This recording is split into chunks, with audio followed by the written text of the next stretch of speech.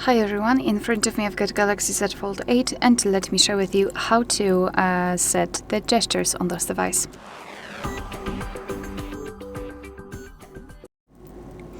So the first thing you need to do is to open the settings and here in this left section scroll and find the option display. Then let's scroll down and localize navigation bar and tap on it. And as you can see here, we've got the buttons and the gestures. Before we will start with the gestures, I just wanted to show you that if you prefer to stick to the buttons, you've got more options here. You can reorder, back button, and the recents, decide where the button position will be, so on the right or the left, I believe. Yep. And you can decide whether you want to use circle to search. So to set the gestures, just tap on this animation here and your device will immediately show you this line, which is responsible for some gestures.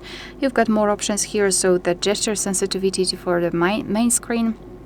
And basically, I highly recommend to get back to this option after a while of using the gestures, so you will be able to decide whether you need the sensitivity to be higher or lower.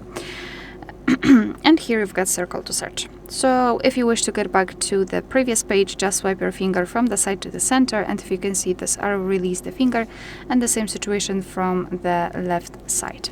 If you wish to come back directly to the home page, swipe your finger from the bottom to the center of your device and make sure that this motion is quick and short, so something like that. And if you wish to open the recents, repeat the gesture, so from the bottom to the center, but hold your finger somewhere here, so something like that. And here we've got the recents. Alright, so that will be all. Thank you so much for watching. Please hit the subscribe button and leave the thumbs up.